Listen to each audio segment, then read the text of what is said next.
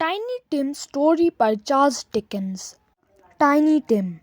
There was once a man who did not like Christmas.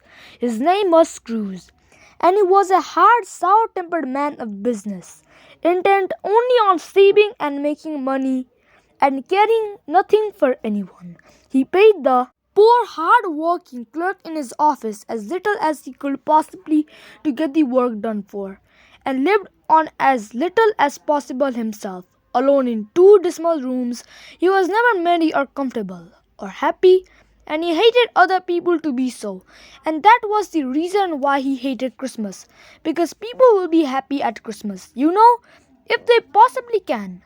Well, it was Christmas Eve, and very cold and foggy one, and Mr. Scrooge, having given his poor clerk unwilling permission to spend Christmas Day at home, locked up his office and went home himself in a very bad temper.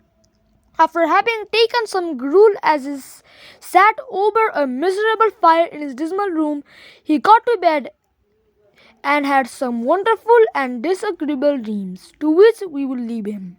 Whilst we see how Tiny Tim, the son of his poor clerk, spent Christmas Day. The name of this clerk was Bob Cartchet.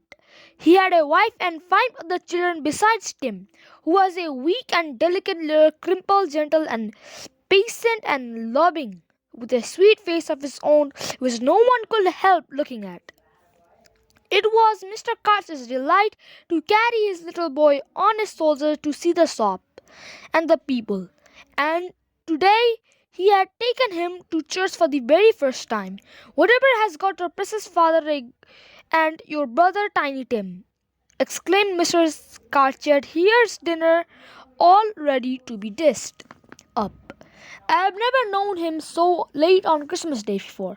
"Here he is, mother," cried Belinda.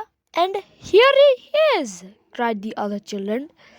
As Mr. Cartchet came in, his long comforter hanging there 3 feet from under his threadbare coat, for cold as it was, the poor clerk had no top coat. Tiny Tim was perched on his father's shoulders. "And how did Tim behave?" asked Mr. Cartchet. "As good as gold and better," replied. "He told me coming home that he hoped the people in church who saw he was a cripple would be pleased to remember on Christmas Day who it was who made the lame to walk." "Bless his sweet heart," said the mother in a trembling voice. Dinner was waiting to be dished up. Mrs. Cartchet proudly placed a goose up on the table.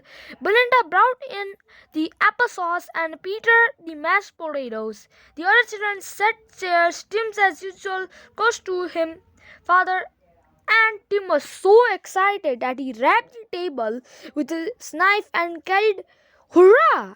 After the goose came the pudding, all ablaze with a sprig of holly in the middle, and was eaten to the last morsel. Then apples and oranges were set upon the table, and a supful of chestnuts on the fire, and Mrs. Cartchet served around some hot sweet stuff out of a jug.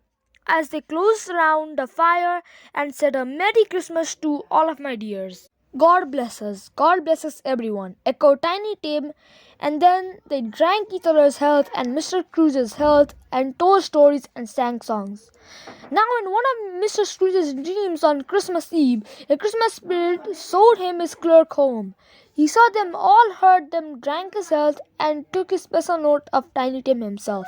How Mr. Scrooge spent Christmas Day we do not know, but on Christmas night he had more dreams, and the spirit took him again to his clerk's poor home. Upstairs, the father, with his face hidden in his hand, sat beside a little bed, on which lay a tiny figure, white and still. Tiny Tim died because of his father was too poor to give him what was necessary to make him well. "You kept him poor," said the dream spirit to Mr. Scrooge. The father kissed the cold little face on the bed and went downstairs, where the sprays of holly still remained about the humble room, and taking his hat went out the wistful glance at the little church in the corner. As he shut the door, Mr. Scrooge saw all this, but wonderful to relate, he woke the next morning feeling as he had never felt in this life before. "Why, I am as light as a feather and as happy as an angel, and as merry as a schoolboy. He said to himself, I hope everybody had a Merry Christmas and here's a Happy New Year to all the world. Poor Bob Cratchit crept into the office floor and a few minutes late expected to be scolded for it, but his master was there with his back to a good fire and actually smiling. And he shook hands with his clerk, telling him heartily he was going to raise his salary and asking quite affectionately after Tiny Tim. And mind you make up a good fire in your room before you set up work, Bob, he said as he closed his door. Bob could hardly believe his eyes and ears, but it was all true. Such doings as they had on New Year's Day had never been seen before in Cratchit's home, or nor such a turkey as Mr. Seuss sent them for dinner. Mr. Tiny Tim had his share too, for Tiny Tim did not die, not a bit of it. Mr. Scrooge was a second father to him. From that day, he wanted nothing and grew up stronger and hearty. Mr. Scrooge loved him, and well he might, for was it not Tiny Tim who had unconsciously, through the Christmas dream spirit, touched his heart and caused him to become a good and happy man? Tiny Tim by Charles Dickens.